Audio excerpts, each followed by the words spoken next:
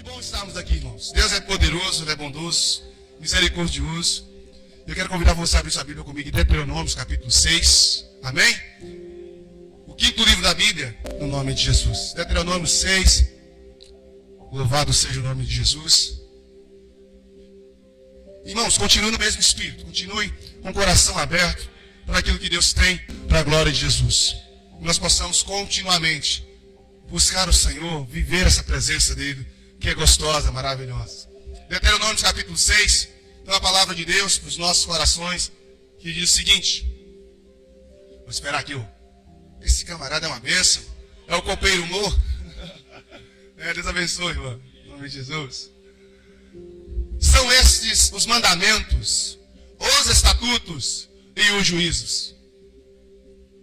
Repita comigo. Mandamentos, estatuto e juízo. Tem um sentido porque que Deus, ou Moisés, no caso, ele coloca essas três categorias do que ele vai dizer.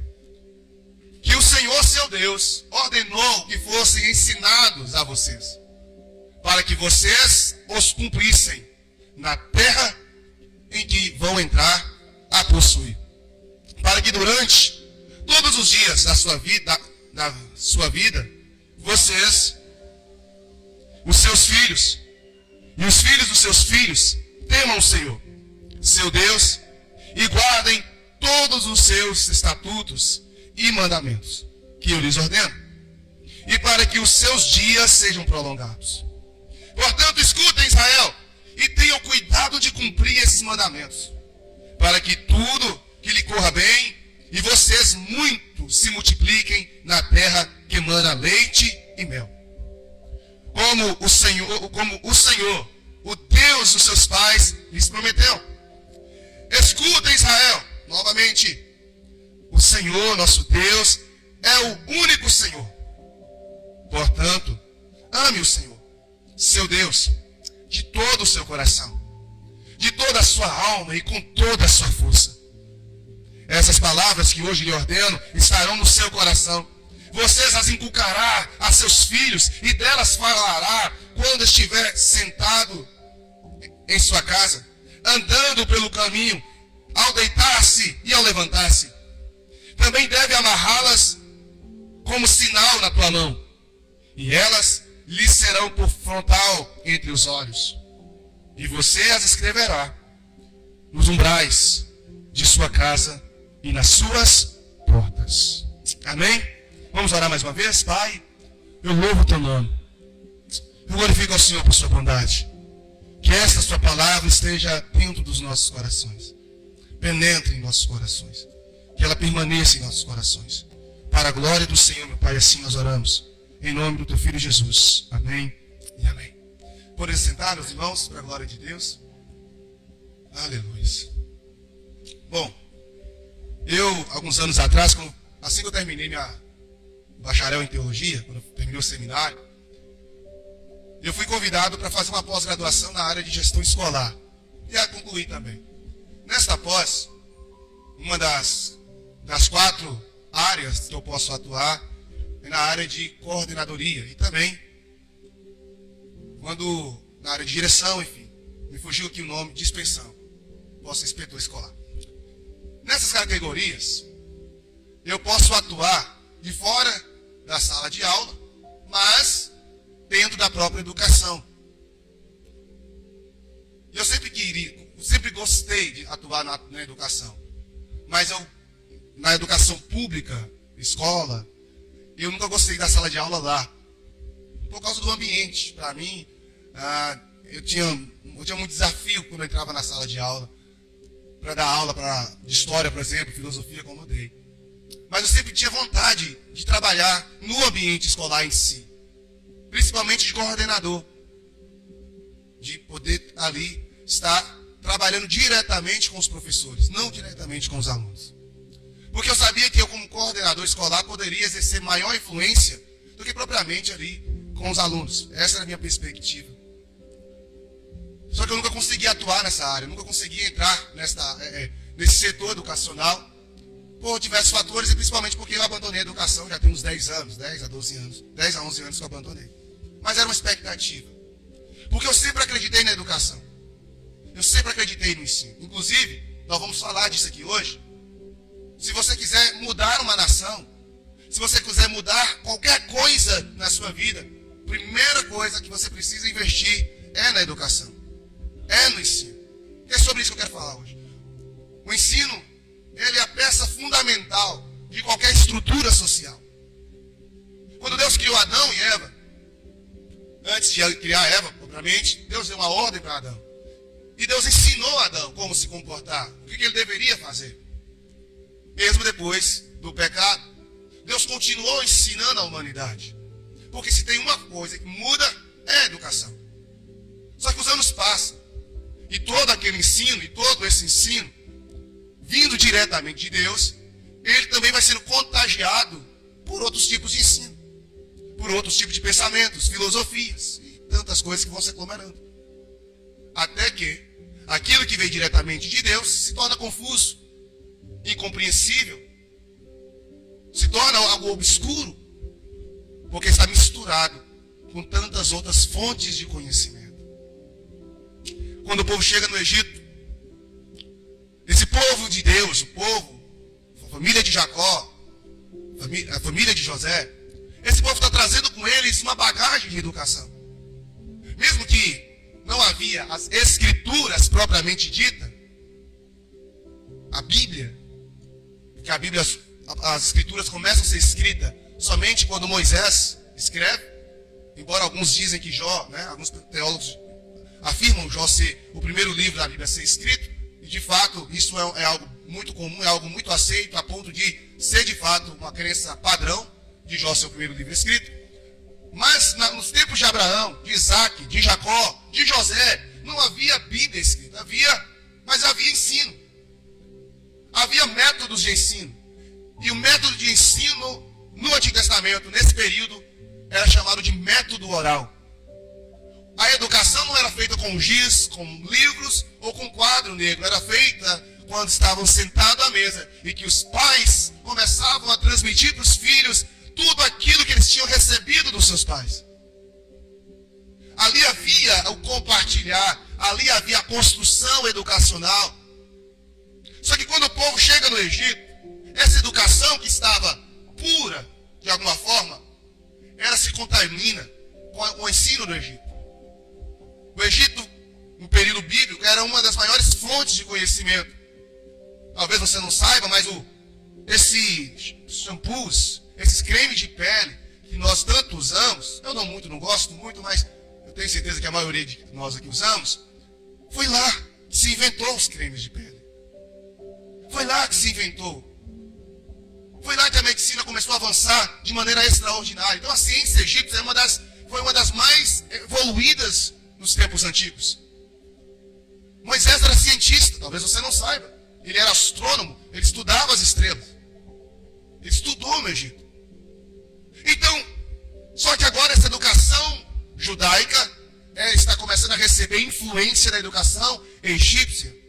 Por mais que o povo hebreu ficou por cerca da metade do tempo que fica lá, mais ou menos 200 anos como escravo, porque entenda, foram 430 anos lá no Egito, mas não foram os 430 anos de escravidão. Temos que lembrar que a escravidão só veio para o povo judeu depois que os íxodos assumiram o Egito. Então, não é os 400 anos de escravidão. Por muito tempo, os feitos de José ecoou sobre a vida do povo hebreu. O povo usufruiu na terra de Gozem muito depois que José morreu. Até que os íxodos, que não conheciam a história de José, assumem o poder e se tornam o novo faraó. E aí, eles têm que pegar aquela nação que não era egípcia e escravizá-la para que elas não façam uma revolta contra eles. E aí é onde todo o ensino judaico começa a receber influências. E agora o povo está no deserto. O povo sai do Egito. E Deus está olhando para aquela nação, porque já não é mais uma família, não é mais a família de Jacó. Já é um povo. Porque quando José chama Jacó para o Egito, seu pai, ele desce lá com cerca de 70 famílias. Era um grupo já grande, considerável. Mas esse grupo de 70 famílias se torna quase 3 milhões de pessoas em 400 anos. O povo de Israel cresceu debaixo de uma influência cultural e ideológica egípcia. Então agora o que do Egito é um povo ensinado. É um povo que carrega consigo as crenças, sim, de Deus. Ainda estava lá, glórias a Jesus. Por isso que eles tiveram tanta dificuldade de receber Moisés. Mas receberam, as crenças estavam lá. E Deus fez os sinais que recobrou a mente deles do Deus que eles tinham que servir. Mas a resistência maior é que eles estavam tanto tempo debaixo da influência egípcia que eles já estavam perdendo os valores. Perdendo as suas crenças em Deus. Então Deus agora precisa fazer o quê? O povo chega no deserto. E Deus está querendo que esse povo se transforme em uma nação poderosa. Então Deus entende que Ele precisa trazer para esse povo 3 coisas. Verso 1, capítulo 6. Ele precisa trazer. E Moisés repete para eles. Estas são, versículo 1. Preste bem atenção, ó povo. 6:1. São estes os mandamentos. São esses os estatutos. E são esses os juízos. Deus está trazendo 3 modalidades básicas dentro do processo educacional para desenculturar. Não sei se existe essa palavra, mas eu quero trazer o desenculturar, isto é, expurgar a cultura egípcia que esse povo está carregando e inculcar a cultura celeste que ele está implantando. Por isso Moisés está dizendo, ó, mandamentos, estatuto. Só que tem um detalhe, tem também juízos. Juízo é a disciplina. Estatuto é a lei. Mandamentos é o ensino. É a educação. É como se viver. É como se proceder. Mandamentos em relação a comportamentos. Estatutos em relação à lei. Os direitos. E juízes é a consequência de quem não cumpre o mandamento e de quem desobedece à lei. Faz sentido para você? Moisés está falando, está na hora de vocês entenderem. Só que não é a primeira vez que Moisés está falando isso. O que Moisés fala no livro de Deuteronômio, ele já tinha falado no livro de Juízes. É tanto que o nome Deuteronômio significa 5, a repetição dos 5. Então, Deuteronômio nada mais é do que a repetição de Êxodo, pelo menos a partir da metade do livro de Êxodo, a partir ali do capítulo 20. É a repetição. Porque a geração de Deuteronômio já não é mais a mesma geração de Êxodo. Muita gente já tinha morrido e muita gente já havia nascido dentro desse processo, desses 40 anos. Então Moisés está vendo que uma nova geração surgiu, então ele precisa novamente repetir. O livro de Deuteronômio significa repetição dos 5. Então agora ele está repetindo novamente. Porque esse povo precisa ser, repita comigo, educado. Porque eles estão agora formando uma nova nação. Eles agora precisam ser um novo povo, independente do Egito. Toda nação poderosa. O Japão, até um tempo atrás, era uma das nações mais pobres do mundo. Hoje é potência. E o primeiro passo para a mudança do Japão em uma potência foi investir em educação. O Japão é um lugar no mundo que tem a melhor educação. É um dos melhores lugares para se estudar. Então, amados, eu quero dizer para vocês que Deus tem uma didática. Deus tem um método. E Deus quer nos ensinar. Em todo tempo é isso. Em todo tempo Ele nos traz seus mandamentos. Em todo tempo Ele nos dá seus estatutos. Mas em todo tempo Ele está falando também tem juízo. E quando Moisés está trazendo isso para o povo de Israel, Moisés está exatamente construindo nesse povo o que os presidentes fazem na nossa realidade. O que o prefeito faz, ele está investindo no processo educacional. E toda vez que você começa a educar, preste bem atenção, a educação carrega sempre com ela uma filosofia. Quando foi no período medieval, a filosofia medieval era teologia, distorcida, mas era. A França era a capital do mundo da educação no período medieval, era o centro da teologia.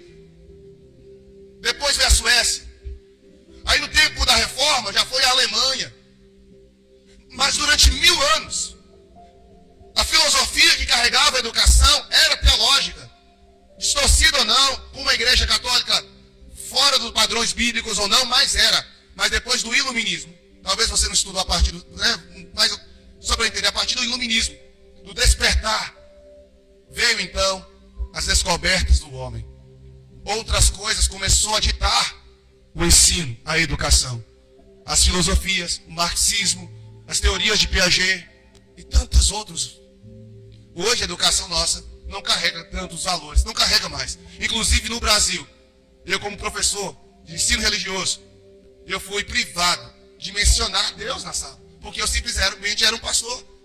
Minha coordenadora falou assim, olha, você é pastor, você não vai pregar lá não, você vai dar aula de ensino religioso. E eu disse, não, independente.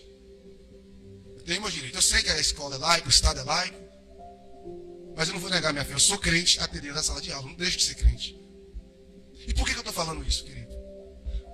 Mudanças significativas só acontece com uma reeducação. Repita comigo, mudanças significativas só acontece com uma reeducação. Pessoas que estão obesas, que estão lutando para perder peso, enquanto ela não reaprende a alimentar-se, ela não vai conseguir resultado. Pessoas que estão viciadas em álcool, viciadas em qualquer coisa, enquanto elas não reaprendem novos hábitos, não vai acontecer mudança. Quando você se converte, você tinha uma história, você tinha um método, você tinha um jeito de viver. Quando você se converte, você precisa reaprender a viver. Porque antes você vivia segundo as normas, os estatutos e os juízes desse mundo. Quando você converte, agora os mandamentos, os estatutos e os juízos de Deus. Então, necessariamente, você precisa reaprender. Diga para o seu irmão, nós precisamos reaprender. Por isso eu quero convidar você a vir comigo no versículo 1. Para que nós possamos ter um aproveitamento nesse novo processo de aprendizagem que você está passando, eu estou passando, para que nós realmente venhamos acertar. No versículo 1, Moisés começa dizendo assim: são esses os mandamentos, os estatutos e os juízos que o Senhor, seu Deus, ordenou que fossem, diga comigo, ensinados. Primeira coisa, querido, para que você tenha sucesso nessa nova fase como cristão. Ah, pastor, mas eu sou evangélico há 10 anos, há 20 anos, há 30, ou há 6 meses, ou há 5 dias. Não importa quanto tempo você tem de cristão, o fato é que a sua formatura só será no céu. E enquanto estamos aqui na terra, precisamos estar em um processo contínuo de ensino e aprendizado. Quando Moisés está trazendo os 3 pontos, mandamentos, estatutos e juízes, esse povo já estava andando com Moisés há 40 anos. Esse povo é descendente de Abraão, de Isaac e de Jacó. Esse povo já conhecia Deus. Eles não estavam conhecendo, eles já conheciam. Mas mesmo depois de muito tempo, Deus está falando, vocês precisam aprender. E esse aprendizado tem 4 fatores. Diga comigo, tem uma origem. Qual é a origem do ensino de Moisés? Deus. Ele está dizendo que o Senhor, o seu Deus, ordenou que eu lhes ensine. A origem do ensino é Deus. Esse ensino também tem um destino. Para quem era destinado o ensino? Para o povo. Esse ensino tem uma responsabilidade ou um responsável, Moisés. Mas esse ensino também tem, diga comigo, um objetivo. Todo ensino de Deus tem objetivo. Eu não sei se você já teve experiência, mas a gente como professor, quando ia planejar aula, tinha que ter lá objetivos específicos e objetivos... Ih, meu Deus, tem tempo. Vamos ficar super específico. Tinha que ter objetivo. Todo ensino tem que ter. Quando você vem para um culto, numa pregação, tem que ter objetivo, tem que ter algo para alcançar. Eu gosto muito da frase de William Shakespeare: quem não sabe para onde vai, em qualquer lugar serve. Tem que ter o que você quer que as pessoas aprendam ao final, recebam ao final. E isso vem de Deus. E em todo tempo é esse. E está lá no capítulo 6, verso 3. Qual era o objetivo de Deus ensinar aquele povo? O porquê que aquele povo tinha que aprender de novo? Portanto, escutem, Israel, e tenha cuidado de cumprir esses mandamentos. Qual era o objetivo? Para que tudo, bem alto, para que tudo lhe corra bem e vocês muito se multipliquem. Percebe que o objetivo deles ter que aprender levaria eles a viver bem e acima. Percebe? Irmãos, entenda bem. O povo poderia falar, mas nós já sabemos. Me faz lembrar de quando eu era adolescente. E uma senhora estava perto da cancela, esperando o ônibus para ir para Pedra Azul. Eu morava numa zona rural. E aí, já tinha uma irmã que já tinha muito tempo de cristã. E ela estava falando as coisas, e na hora que ela falou, eu imediatamente associei com o texto bíblico e percebi que aquilo que ela tinha falado não tinha coerência nenhuma. E eu não sei se eu fui atrevido, não sei lá, eu era adolescente. Só sei que eu falei assim, minha irmã, mas na Bíblia, lá no tal texto, não vou lembrar o que era e tal, está dizendo o oposto disso, que tem que fazer assim. Ela olhou para mim e falou assim, você quer ensinar eu, que sou muito mais velha que você? Você quer ensinar eu, que já conheço a Bíblia antes de você nascer? Você está fedendo leite. Obviamente abaixei, fiquei triste, fui seguir. Mas infelizmente ainda existem muitos de nós que olhamos para o nosso tempo caminhado com Cristo e achamos que o que nós aprendemos é o suficiente. Mas não é. Deus, Ele quer nos ensinar. Deus quer que nós aprendamos, porque Deus quer que nós multipliquemos. Deus quer que nós... as promessas que Ele tem para nós, mas infelizmente tem pessoas que desprezam o ensino. Cara, que isso, pastor? Quem vai desprezar? Desprezar o ensino, a palavra de Deus. Tem gente que despreza, irmão. Lá em Oséias, capítulo 4. Me lembro muito desse texto, porque a Bíblia diz que o povo dele perece por falta. E já falei isso aqui, vou falar de novo. O povo em Oséias não tinha conhecimento, não é porque não tinha alguém que ensinasse. Porque nos versículos anteriores, do versículo 4, esse está no capítulo 4, a partir do versículo 1, você vai encontrar lá, em alguns versos antes, ele diz, por desprezar o conhecimento também vos desprezarei. O povo estava perecendo por não conhecer, mas não era porque não tinha condição de ter, era porque eles estavam simplesmente desprezando, não queria mais aprender. Estavam cheios. Quando você tem conhecimento, o que a Bíblia diz? Conhecereis a verdade, ela vos... Todo mundo sabe esse versículo. Em João 6, verso 45, o texto diz, está escrito nos profetas, todos serão ensinados. João 6 está dizendo, Jesus está dizendo, todo mundo vai ser ensinado. A Bíblia diz que, enquanto o evangelho não chegar ao fim da terra, o Senhor não volta, não é isso? Ele diz, e esse evangelho será pregado em todo canto, e aí virá. Então, João está dizendo, todo mundo vai ser ensinado. Todo mundo vai ter, pelo menos, o acesso ao ensino. Porém, todavia, nem todos vão aprender. Entende? Nem todos, porque o texto está dizendo, portanto, todo aquele que ouviu, olha lá, irmão, ouviu e esse vem a mim. Percebe aí a lógica das palavras de Jesus? O evangelho vai ser ensinado, a pregação, todo mundo vai ter acesso ao ensino, mas somente aquele que ouvir e aprender, ele vai vir. O que acontece é que tem muita gente que está ouvindo, mas não está aprendendo. E eu te pergunto, você tem aprendido ou somente ouvido? Pergunta para o seu irmão, você tem aprendido ou somente tem ouvido? Bom, porque a questão não é só ouvir, é aprender. Somente quando eu aprendo, somente quando eu consigo ter essa percepção. Mas o fato é que nem todos aprendem. Por quê? Não é porque não tem acesso, é porque optaram em não aprender. Optaram. Você está nesse culto, você está nessa pregação, enfim, eu não sei se você consegue me entender o que eu quero dizer, mas você pode sair daqui aprendendo ou apenas ouvintes. Dá um pulinho em 2 Timóteo 3, versículos 6 ao 9. Olha o que Paulo vai dizer acerca disso.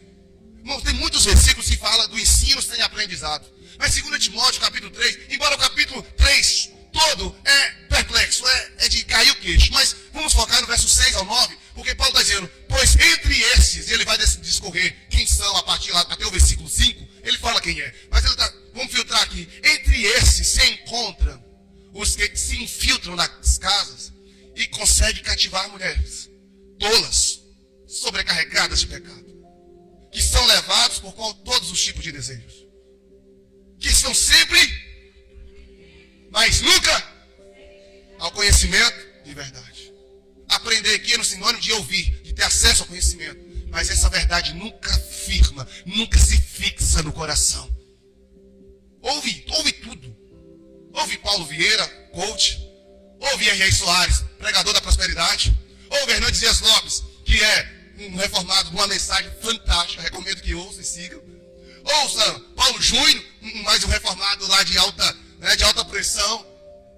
Ouça os Silas Malafaia, um pregador pentecostal. Vai ouvindo todo mundo. Ainda mais agora que está tão fácil ouvir todo mundo, né?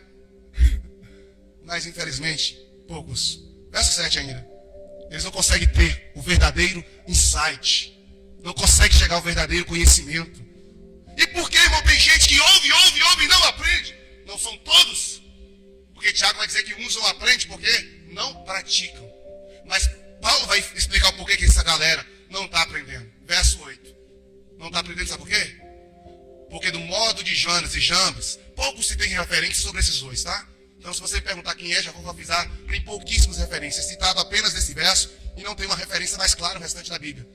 Mas, pelo que Paulo cita aí, está dizendo, Janes e Jambres resistiram quem? Ah, Moisés. E você viu que o versículo primeiro que nós estamos lendo, o texto base, é Moisés querendo ensinar. Então, esses dois resistiram ao ensino de Moisés.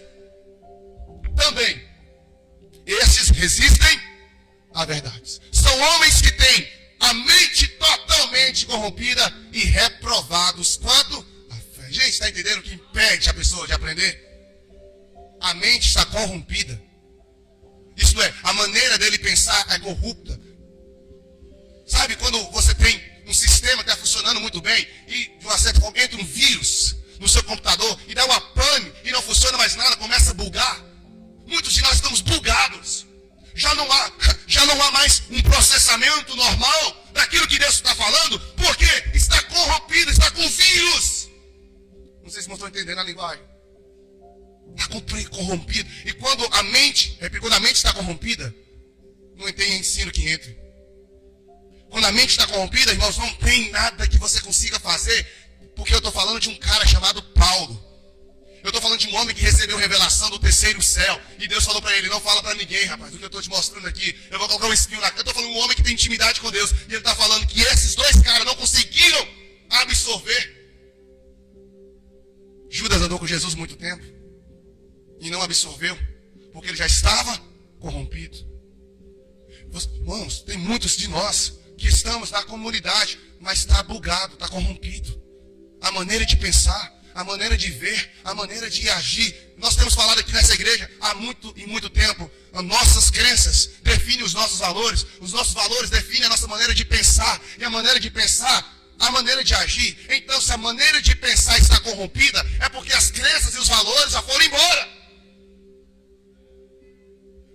Muito se fala de crenças e valores. Muito se falou muito tempo aí atrás. As crenças e valores, nossas crenças. E isso é verdade, irmão. Não é apenas um papo político que surgiu nos últimos anos. Foi infelizmente levado para o lado político, mas existe isso a vida toda. As nossas crenças definem os nossos valores. Quando nós abrimos mão das nossas crenças verdadeiras e dos nossos valores, a nossa maneira de enxergar o mundo, a nossa cosmovisão é corrompida. Não há nada que se fale que entra. Já conviveu com aquela pessoa que por mais que você fala, mostra, desenha e não entra, está corrompido. E aí, no momento que você precisa fazer, quem é que vai ir lá, levar o computador e fazer formatar? Tem que formatar, irmão. Tem que deletar o que não presta. Não tem como encher um copo que já está cheio. Não tem como você vir aqui para a igreja já cheio de si mesmo, cheio das suas próprias convicções. Não tem como você sentar lá na sua casa para estudar a Bíblia, já cheio de que você pensa, eu acho, eu creio, sim. Não é. O que Moisés está dizendo, e eu estou falando isso porque é o primeiro processo da educação de Deus, é ensinar ou reeducar. O povo viveu debaixo de uma cultura, crenças e valores. É só a gente lembrar que o povo que entrou no Egito não é o mesmo que saiu dele. O povo que saiu do Egito nasceu no Egito. Os filhos hebreus conviveram com os egípcios. É só você lembrar quando o povo foi para a Babilônia, 70 anos lá. Os que nasceram na Babilônia se casaram com mulheres babilônicas. E quando Deus trouxe eles de volta a Judá, Deus falou, abandone a mulher e os filhos. Imagina aí, você chegou lá, com 20 anos, e casou. Agora 70 anos de novo, você está com 90. Porque o povo vivia ter bastante. E aí Deus fala assim, é para abandonar seus filhos e a sua mulher lá, se você quiser voltar. Deus mandou o povo se divorciar exatamente por causa da cultura. Que não poderia se contaminar com a cultura. Irmãos, a cultura não é só, a gente quando fala de contágio, não é só sexual não, é cultural. O diabo está infiltrado, querendo contaminar a nossa cultura, o nosso ensino. Então é por isso que eu quero trazer a segunda questão que Paulo trouxe que Moisés fala. No versículo 1, ainda no versículo 1 lá de Deuteronômio 6. existe um segundo processo. O primeiro é aprender ou reaprender. O povo tinha que reaprender. Você precisa reaprender. A cada mudança que acontece, às vezes nós somos muito engessados e existem fases da vida, ou você reaprende ou você sofre. Imagina que você está tendo um relacionamento fantástico, ou você tem uma vida normal, acontece um acidente, você fica paraplégico, Deus o guarde, Deus nos livre disso, ou acontece um fato extraordinário na sua vida, pejorativo, negativo. Se você não reaprender, você vai morrer de depressão. Tem hora da vida que nós temos que reaprender ou morremos, é questão de sobrevivência. No reino espiritual, ou você reaprende ou morre. Eu preciso. Ah, mas eu nasci assim. Eu aprendi isso desde criança, sou assim. Ô querido, ô minha irmã, eu tenho uma notícia para te dar. Você morreu. Você morreu. Você já não é mais aquela pessoa. Você nasceu de novo. E como alguém que nasceu de novo precisa aprender agora nova cultura. Como alguém que nasceu de novo precisa agora fazer a segunda coisa. No versículo 1, na parte final, Moisés está dizendo: para que vocês, repita comigo, para que vocês cumpram. Para que vocês cumpram. Ou para que vocês cumprissem na terra que vão entrar. Percebe isso aí? Olha que interessante. Moisés está dizendo: eu estou ensinando vocês de novo. Vocês precisam reaprender a ser crente. Ou a ser judeu, a ser, enfim, hebreu. Precisa reaprender a servir a Deus. Por quê? Existe um novo nível chegando. Dá uma cutucada e fala: existe um novo nível chegando. Existe um novo tempo chegando. Você acredita? Existe uma nova história. E está falando de Jesus porque entendemos, não? Tem algo novo vivendo, chegando. Tem algo novo batendo na nossa porta. Mas o novo que está por chegar não combina com os aprendizados que você tem no tempo presente. Pegou isso aí? O novo que Deus está trazendo não combina com o que você está vivendo no tempo agora. Cada nova fase, cada nova fase é um novo aprendizado, irmão. Eu não jogo videogame, eu não sei. Enfim, às vezes que eu fui tentar jogar, ou eu ganhei com muita sorte, tive que sair borrado das calças, ou levei uma lapada que nunca mais quis voltar. Eu não sei, mas uma coisa eu sei, que para cada nova fase no videogame, eu tenho que aprender algo novo para vencer aquela fase. Concorda comigo ou não? Eu não sei, mas pode ser isso. Porque na vida é. Você estava solteirão, muito bom, vivendo a vida. Eu me lembro que quando eu me casei, eu tive que reaprender muita coisa, irmão. Ou nós reaprendíamos, ou nós divorciávamos. E tem muita coisa que talvez seu casamento não está dando certo porque você não reaprendeu a fazer aquilo. Está continuando numa nova fase, vivendo a fase antiga. Se comportando com a forma e não rola. Ou você reaprende, ou você morre. Reaprender. Então aqui que o texto está dizendo: para que vocês cumpram. É isso que o texto está dizendo, verso 1.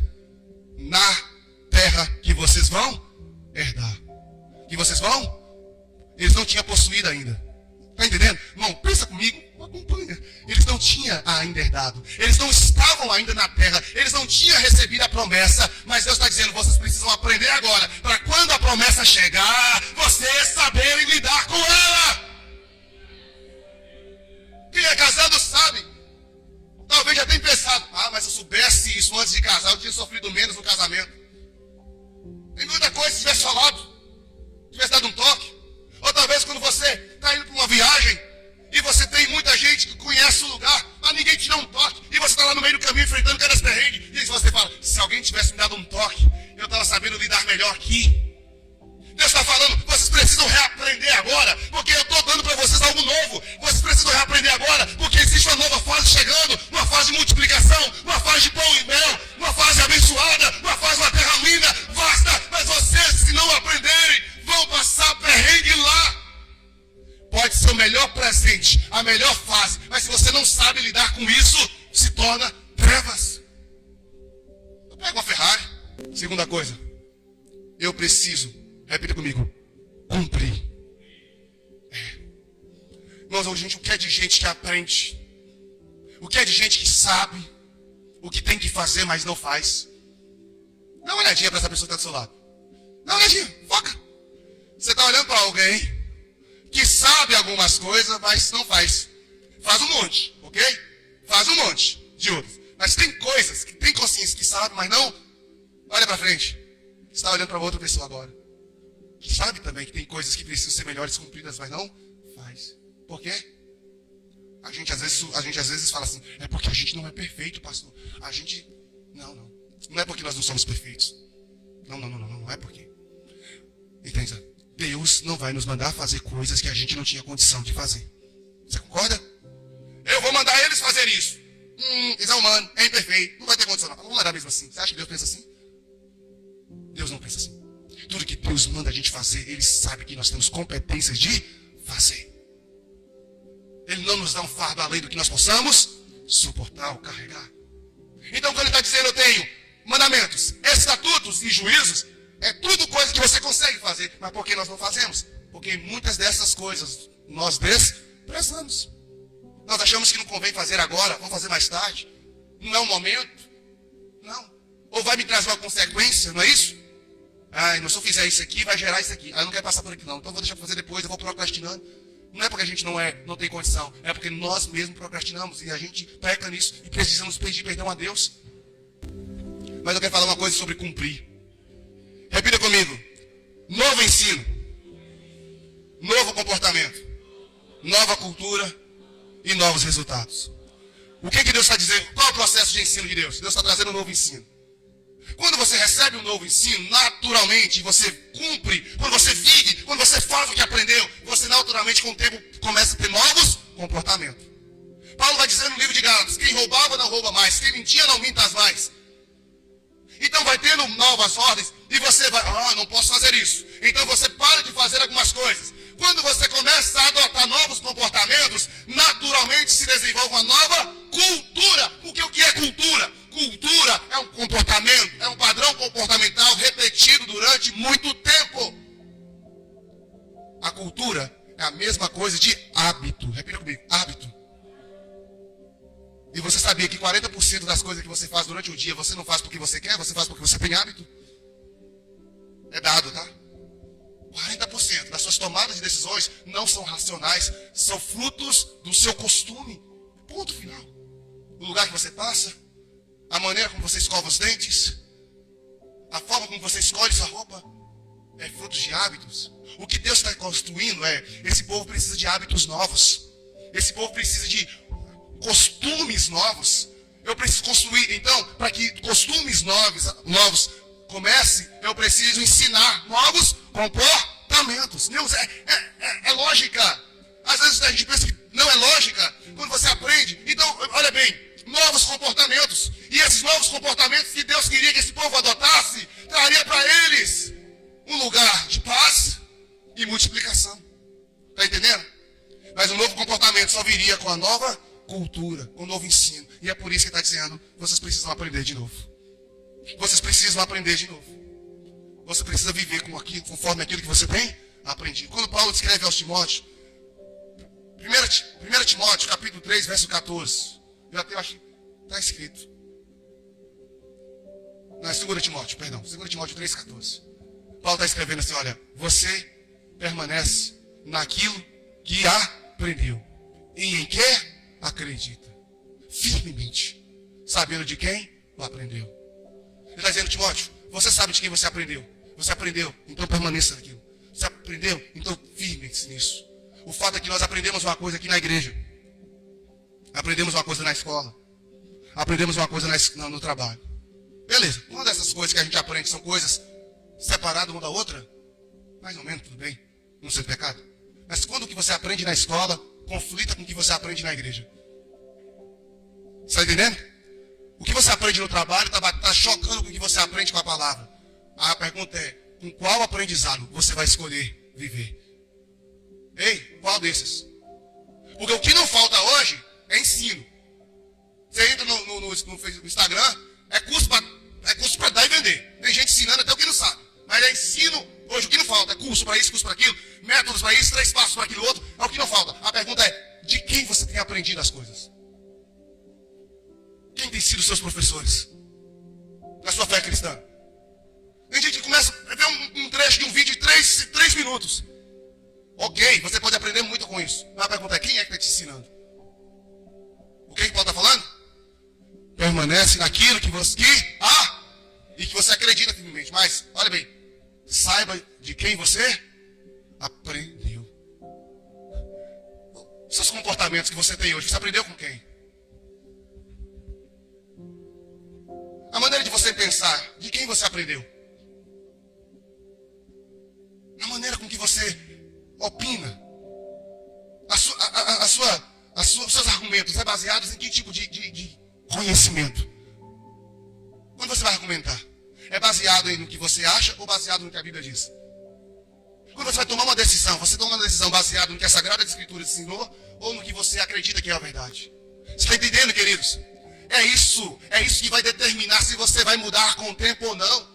Tem gente que fala assim, fulano está na igreja há 1000 anos e não mudou nada. Não mudou mesmo não, porque ele só aprendeu, mas não transformou, não colocou em prática, não colocou isso em uso. Tiago disse que quem ouve e não pratica é semelhante a uma pessoa que olha no espelho e depois quando ela vira as costas ela já esqueceu. Moisés está falando, gente, eu ensino, mas vocês precisam cumprir, vocês precisam colocar em prática, vocês precisam colocar isso no dia a dia, colocar isso na sua vida. Não adianta você ir para a célula, ensino bíblico, culto após culto, seminário, workshop, o que for. Se você simplesmente ouve e deixa lá. Mateus capítulo 11, Jesus disse, aprendei de mim. Romanos capítulo 12, olha o que Paulo está dizendo para nós. Eu só sei de qual, é isso. Vamos lá? Bem alto. Não.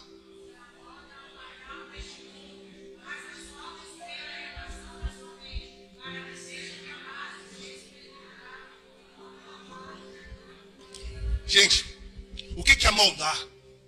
É tomar o molde. A moldar é tomar o molde, é tomar o formato. É você aprender.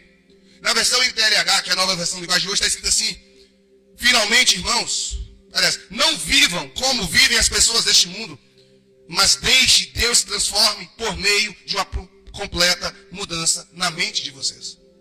As versões mudam, mas o sentido é o mesmo. O que eu quero dizer, querido, é que o mundo está querendo nos colocar dentro de uma forma. Algum tempo atrás, a homossexualidade era considerada até crime.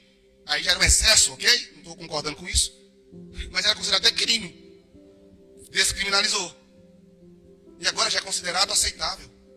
Até dentro de algumas igrejas. Tem feito casamento homoafetivo dentro das igrejas evangélicas cristãs, porque se tornou normal. O arco-íris. Estamos no mês do LGBTQI+. Parece que é pecado falar sobre isso. Os pastores não podem falar mais sobre isso, porque se tornou pecado. Agora é pecado falar sobre, não é pecado praticar isso. Isso não é pecado como beber? Não é pecado como comer muito? Não está lá em 1 Coríntios capítulo 6 dizendo, o mesmo versículo que fala que a glutonaria é pecado, a sodomia também é. Só que nós não podemos falar sobre isso. Por quê? Porque entrou no consenso de que não, é preconceito. Se isso for preconceito, eu sou. Porque a Bíblia condena a prática homoafetiva. Como condena um homem que bebe cachaça e se embriaga. Como condena a pornografia, o adultério, a mentira, a fofoca e tantas coisas. A lista é imensa. Mas algumas coisas parecem que não podem ser tocadas. Por quê? Por causa da opinião pública. O pastor André Valadão, eu não concordo da maneira como ele fez o sermão, expulsou isso um tempo atrás. A maneira, o jeito, assim.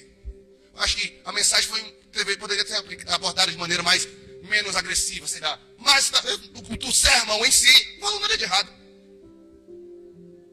Nós não podemos falar. Não. Você pode conviver com pessoas que praticam qualquer pecado. Esse é apenas um dos. Amar essas pessoas e conviver. Mas você nunca pode olhar para isso e falar que isso é normal, que isso é aceitável diante de Deus, porque não é. Não é. Nós não podemos ficar, então, a igreja precisa entender que, olha, uma festa junina. Estamos em junho, teve ontem, acabou. Já até postei no grupo, para aqueles que não sabem, a gente pensa que todo mundo sabe, realmente, não é que os povos não sabem, mas você entende, irmão? É pecado. Pular fogueira, é pecado estar no meio dessa... É cultural, pastor, é cultural. É uma cultura dos infernos. Pecaminosa.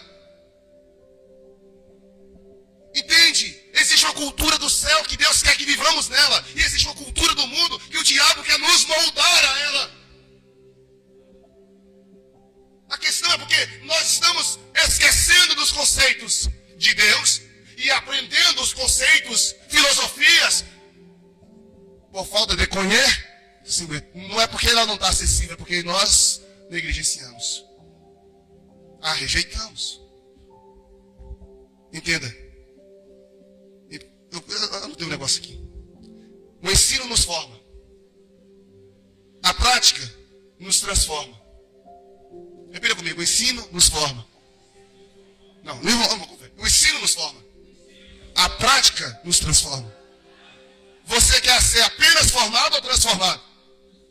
O formado é alguém que se torna cristão. Você tem forma de cristão, mas não significa que seja. As pessoas olham de fora. O Elton até colocou isso aqui antes na palavra. Todo mundo olha de longe, ali é um crente. Mas será que de fato é um crente? Nem tudo que tem forma e aparência de fato é. Então o ensino te dá uma forma, mas somente a prática vai te trazer uma transformação genuína do que Deus quer para você. Você pode aplaudir Jesus por isso, pelo amor de Deus? Aprende, irmão. Não adianta se lidere 1, 2, 3, 4, 5, 1000 lidere. Se tudo que a gente aprende no lidere, a gente não vive no dia a dia. Não, sinceramente, eu sei, e eu acabei de afirmar que nem tudo a gente consegue cumprir. Não. Mas presta atenção. Tem um limite naquilo que a gente não cumpre. Tem um limite. Porque a gente entra nessa balada de que nem tudo e a gente acaba não cumprindo nada. Entende? Mas existe uma terceira que eu vou concluir. No versículo 7. Lá em Deuteronômio 6. Repita comigo. Reaprender. Cumprir. Mas em terceiro lugar, no versículo 7. Ensine-as com quê? Com persistência a seus filhos. Converse sobre elas quando estiver sentado em casa. Quando estiver andando pelo caminho ou dirigindo no carro. Quando se deitar. Lê uma historinha para mim, papai. É a Rapunzel, Cinderela, você já entendeu qual que é?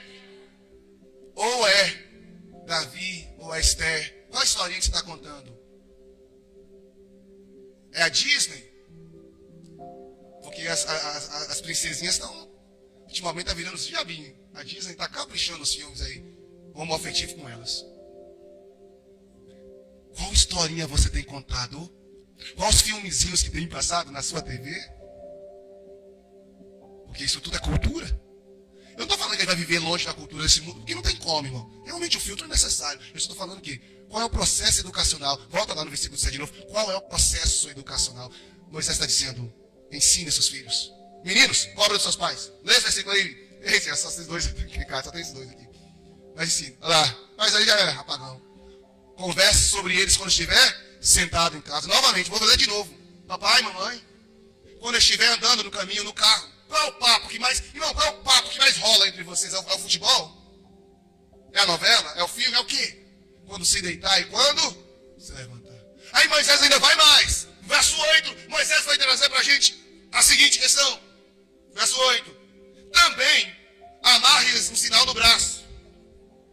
E você não sabe, talvez, mas é uma tática. Geralmente, quando você precisa mudar de hábito, há um conselho para quem quer mudar um hábito, coloca uma borrachinha. E toda vez que você se vê fazendo aquilo que você não quer fazer, dá um peteleque. Parece besteira, gente. Não, parece besteira, mas a longo prazo isso traz uma transformação grande. Tá bem? O que ele está falando? Mudança de hábito. Coloque a marca no braço. Prende na testa. Na época não tinha espelho. O da testa era para o outro que tinha que ler. Mas hoje a gente tem espelho. Olhou, não lembrou. O que Moisés está falando? Para criar novos hábitos, você precisa fazer substituição. Eu não vou entrar nisso aqui porque é fruto de um material que eu estou preparando para a gente para o futuro. Questão dos hábitos. Mas o que Moisés está falando, gente, a psicologia manda isso aqui tudinho hoje. Porque Deus quer que o povo mude os seus hábitos. Deus quer que o povo mude a sua maneira de fazer as coisas. Irmãos, é loucura. Por que às vezes a gente insiste? Resultados diferentes, fazendo a mesma coisa. Você já ouviu falar, isso é utopia. Não rola, não dá certo, vai frustrar de novo. Se você não mudar o processo, a conclusão do caminho é o mesmo percurso. Então, se você anda no mesmo percurso, da mesma feita, mas no final é o mesmo destino. Você roda, roda, roda e vai chegar no mesmo lugar. Tem que mudar o processo. Você pode até partir do mesmo lugar, Mas se mudar o processo, você vai chegar em outro. Moisés está falando. Então, o que é o terceiro eu quero que você aprenda aí? Nesse processo de Deus, você tem que aprender a transmitir. Repita, transmita. Transmita. Agora eu vou falar para vocês vão guardar essa frase. Diga, o ensino forma. O cumprir transforma. Mas o transmitir eterniza. Sabe o que é isso? Você sabe, né? Por que nós falamos de Jesus até hoje? Por que você ouviu de falar de Jesus? Por que eu estou falando disso aqui? Isso aqui foi escrito há mais ou menos 7.000 anos atrás. Eu estou falando de 7.000. Teve um cantor que nasceu há 10.000 anos atrás. Nós estamos aqui com isso escrito há 7.000. Mas por que nós estamos falando de uma coisa? Porque alguém transmitiu para outro. Moisés morreu, não tem nem osso dele mais. Embora que não tem mesmo, porque não foi achado. Mas nós estamos falando de Moisés aqui. Estamos falando dele. Estamos falando de tanta gente na Bíblia. Sabe por quê? Porque ele ficou eternizado, porque eles deram aquilo que receberam. Eu tenho certeza que você lembra de professores lá quando você estudava. Aquele professor que marcou a sua vida como esse.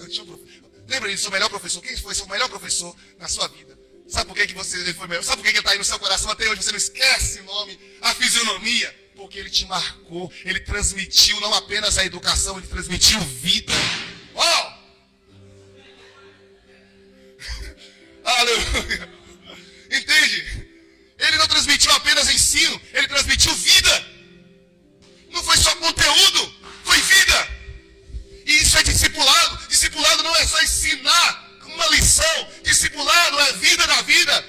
É transmitir vida. E o que Moisés está dizendo? Pais, ensine, transmita, querido. Enquanto os nossos pais, ou os pais presentes, achar que o filho vai aprender por osmose, as nossas gerações vão ser entregas para a cultura desse mundo. Meu irmão, todos os dias seus filhos saem pela manhã, vai para um sistema de ensino, de educação, que injeta na cabeça dele um monte de cocô. Porque, irmão, entenda bem, eu estou falando do que eu entendo. Eu estou falando do que eu entendo. A escola não está sendo mais um ambiente de formação apenas. Não está sendo, irmão, infelizmente não está. As nossas escolas, eu saí exatamente porque eu pequei, eu poderia ter ficado lá, porque eu estando lá, pelo menos 1 ou 2 eu conseguia, mas eu não vou ter a pressão sair. Ensinar menino de 12, 13 anos, usar camisinha. Qual é o estímulo? Pastor, mas tem que ajudar a preservar. Ok. Isso não é nada, né? Porque seus filhos vão saber muito mais coisas e fuxicam na internet. Infelizmente, às vezes, a internet é usada por nossos adolescentes, os pais nem sabem o que é. Não bloqueio sites indecorosos. Porque vem, irmão, eu mexo com a internet todos os dias. E existe filtro para isso. Se não tiver filtro, você vê o que eles querem. Postar lá. Mas é papel dos pais. Eu preguei no encontro de casais agora. Eu esqueci a cidade de novo. Homens têm 5 papéis que o homem não pode fugir dele de forma alguma. Novo Cruzeiro. E nós estamos errando. Eu ainda não sou pai. Biológico, mas está na hora de a gente começar a perceber, irmãos. Ou você ensina, ou o mundo vai ensinar para você de maneira incoerente. E eu quero terminar falando sobre isso. Não vou citar alguns versículos, mas Filipenses 3, versículo 1, Paulo termina. Eu quero terminar citando esse versículo. Filipenses capítulo 3, verso 1. Finalmente, meus irmãos, alegre-se no Senhor. Escrever-lhes de novo as mesmas coisas não é cansativo para mim. É uma segurança para vocês. O que eu quero falar? Se você pegar o que Paulo está dizendo e fazer um paralelo com o que Moisés está dizendo, ele está dizendo, repita, repita, repita. Não adianta você falar uma vez só, não, irmão. Você tem que falar todos os dias. É andando pelo caminho, é sentado na mesa, é você ao deitar, ao se levantar, é amarrando no punho, é pregando na testa. Você não pode parar de falar. Se você lembra ele de calçar, menino calça chinelo, menino sei o quê, por que não tem a lembrança? Por que também não enxerta na cabeça dela? Não abre, não precisa abrir, mas cuca. Fala, insista. Como pastor, vocês estão percebendo que desde o ano passado eu estou, crença, gera valores. Por que eu estou falando tanto isso? Vocês acham que é porque eu acostumei também, porque vai falando até acostuma, mas é porque eu entendo, irmãos, que nós não vamos conseguir ter um destino e um futuro diferente do nosso passado nessa igreja, se não começarmos a construir uma nova cultura. Você está entendendo? Está comigo? Você conhece a nossa história? Conhece. Você quer que nosso futuro seja diferente? Ok. Então nós precisamos mudar essa cultura. Tem que mudar, temos que reaprender. Temos que colocar em prática o que nós estamos aprendendo. Mas não apenas colocar em prática, nós temos que Irmãos, entenda. Eu postei. Tá aí, dá para colocar? Não sei se vai dar para colocar aí. Tenta aí. Você joga. Pode fechar o rolo aí. Fecha. E aí, tenta aí. Essa semana eu postei, eu acho que tem hoje também. Hoje eu postei para vocês 12 crenças. 12. Eu não sei se vocês vão concordar com elas, aceitar, enfim, eu não sei. Porque eu sei que Janes e Jambres rejeitou o que Moisés estava propondo. Rejeitou Jesus quando Jesus veio trazendo uma filosofia diferente do que eles acreditavam. Mas todo líder tem que ter uma filosofia que direcione as pessoas. Eu não sou perfeito, querido. Mas uma coisa eu tenho aprendido, é que quem não planeja, planeja fracasso. Entende? Se você não planeja, você está planejando fracasso. Existem 12 verdades. Eu não sei se vai conseguir colocar ali, mas você já tem no seu celular. Esta igreja está vivendo, não vai viver. Ela já está andando para um novo padrão de comportamento. Você crê? Ela está. E eu sei que esses novos padrões são diferentes. Não são, às vezes, absorvível em primeiro instante. Mas são os padrões que eu tenho lido nas Sagradas Escrituras. São os padrões que eu entendo na palavra de Deus e que eu também entendo como ser humano. Que muitos desses a gente pode ter, mas muitos desses a gente precisa desenvolver como igreja. Porque se a gente quer, daqui a 10 anos, daqui a 3 anos, ter resultados diferentes do que nós tivemos nos últimos 40, a gente precisa tomar uma atitude. A gente precisa tomar um novo rumo. E isso não é desmerecendo quem estava, quem me precedeu, os pastores, os líderes, não, pelo contrário, é honrando eles. Mas quem está pastoreando aqui agora quem? Sou eu. Pela graça de Deus. Por chamado dele, por questões que ele quis. Então se ele quer que eu esteja aqui, eu preciso seguir aquilo que ele me orientou. Lembra de duas coisas. Moisés morreu, não morreu? E entra Josué. Moisés foi útil no deserto. Porque Moisés tinha conhecimento científico e de vivência. 120 anos. 40 anos no Egito, 40 anos em Midian e 40 anos no deserto. Deus precisava desse conhecimento prévio de Moisés para conduzir o povo. Embora quem conduziu foi a nuvem. Mas quem conviveu com o povo foi Moisés e Deus usou disso. Mas agora o povo tinha que entrar em uma terra que o conhecimento científico e de vivência do deserto não ia mais ser útil. Ele precisava agora não de um cientista, não de um governador. Ele precisava de um general. Porque agora era espada, era guerra, era briga. E Moisés não era esse cara. Então Deus levanta Josué, que foi forjado desde cedo para ser um general. Jesus veio e pregou 3 anos. Percebe que Jesus não saiu da região de Israel? Ele não saiu. Ele desceu no Egito fugido quando criança. Foram os pais que levaram. Ele bebê, não sabia de nada. Mas em a fase adulta, no ministério de Jesus, ele não sai das redondezas. Ele passa em Samaria, meio que acidentalmente, entre aspas, mas ele não vai fora dali. Os gregos, quando ouvem falar de Jesus lá na Grécia, e vem, quando Jesus vê eles, Jesus foge. Jesus não prega para os gregos. Por quê? Porque esse era o ministério de Jesus. Era lá. Só que aí, veio Pedro. Pedro pregou por uma galera. Estava lá em Roma, mas estava em Jerusalém. E ganha quase 3.000 almas. Só que o ministério de Pedro não sai dali. Agora Deus tinha que alcançar o mundo. E Pedro não servia. Jesus não serviu. Ele tem que alcançar agora alguém que tem conhecimento em 2 línguas. Ele tinha que ter nome, tanto judeu, quanto nome romano, que foi Paulo. E agora Paulo desenvolve o ministério com Jesus. O que eu quero dizer com isso? É que Deus não despreza as nossas habilidades pessoais. Pelo contrário, Ele usa para a glória dEle. Ele usa. Nós estamos vivendo um novo ciclo, e glória a Deus por isso. É diferente, não é melhor e não é pior, é diferente. E para esse novo ciclo, novos hábitos na igreja precisam ser desenvolvidos.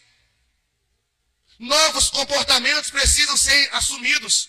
Novas responsabilidades precisam ser tidas. E aí, querido, eu preciso convidar vocês para entender que precisamos reaprender. Reaprender não é fácil. Porque reaprender implica em desaprender para aprender algo novo. Ou, no mínimo, reaprender algo acima do que eu já aprendi. E isso não é fácil. Aprender a caminhar é mais normal do que alguém que tomou um acidente e precisa reaprender e se reabilitar. Quem está entendendo? Deus quer uma nova fase para nós. A começar, e aliás, não vou falar que é a começar de hoje não, a começar do momento que eu assumi como pastor, porque é outra forma. A pergunta que eu faço para você: você está disposto a reaprender? Você está disposto? Moisés que estava ensinando o povo não era perfeito. Mas foi quem Deus usou para reensinar o povo. Eu não sou perfeito, mas é quem Deus está usando para reensinar esta igreja. Para a gente chegar em uma terra que Ele prometeu e um lugar que Ele quer para cada um de nós. Faz sentido para você? Você pode orar comigo então? E pedir: Deus, ensina-me, Senhor. Eu preciso reaprender. Eu preciso me redisciplinar. Eu preciso me readaptar. Eu preciso reconstruir. No nome de Jesus. Pai, eu quero orar ao Senhor nessa noite.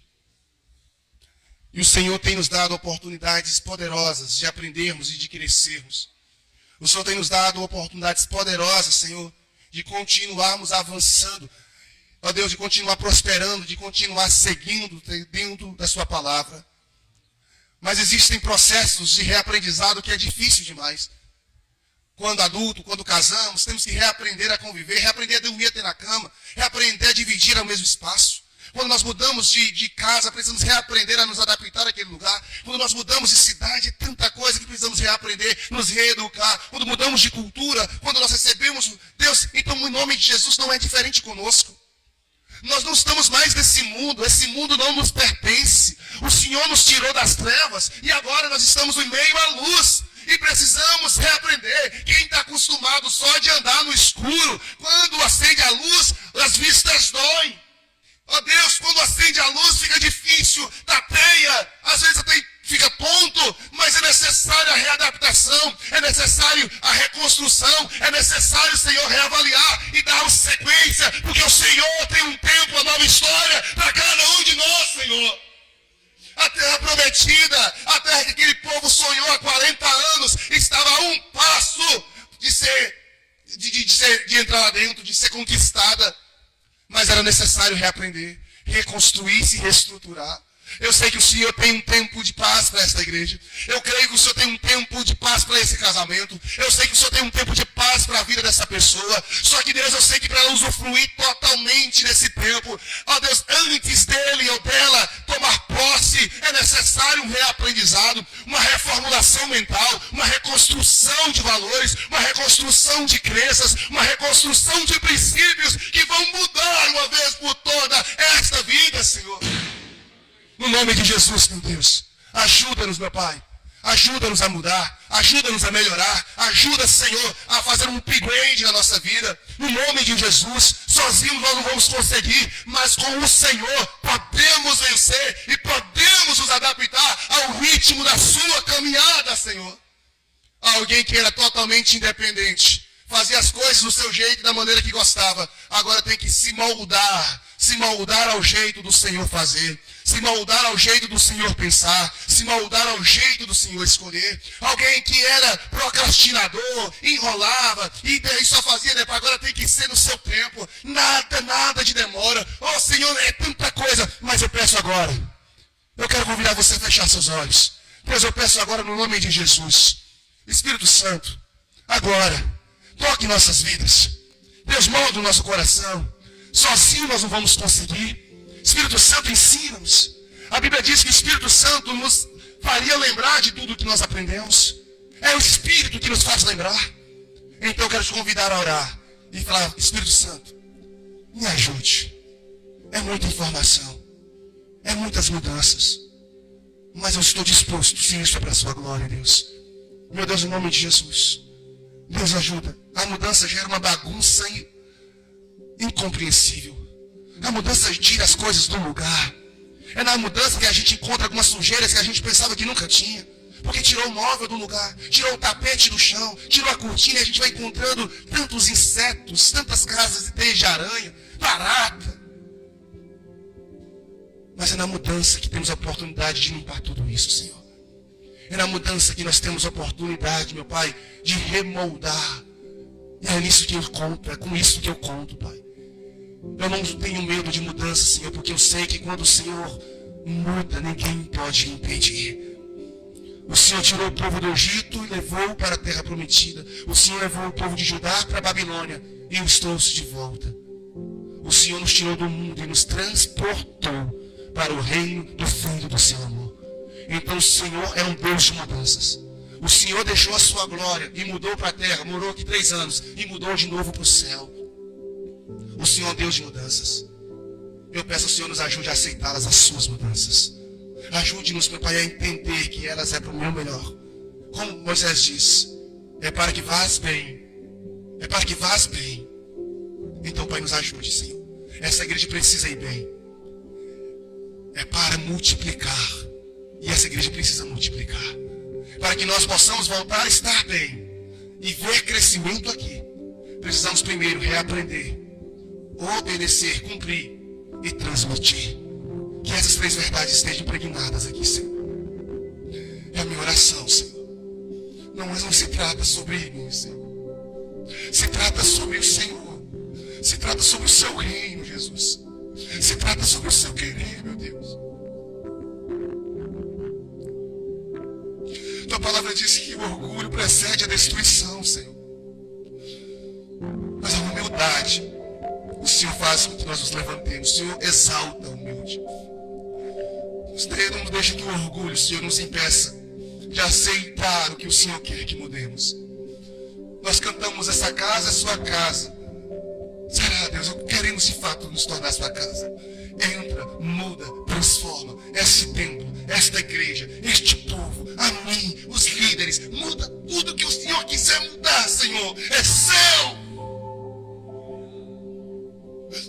É seu, Senhor. Nós não temos nada aqui, Jesus. Tudo é teu. Que o Senhor possa, Senhor, dizer o que o Senhor quer que nós mudemos. Que o Senhor possa dizer o que o Senhor quer que nós melhoremos. Porque estamos aqui para isso, Senhor. Somos os teus escravos. E escravo não tem vontade. Escravo apenas obedece. Muito obrigado, Jesus. Muito obrigado. Que a bênção de Deus Pai,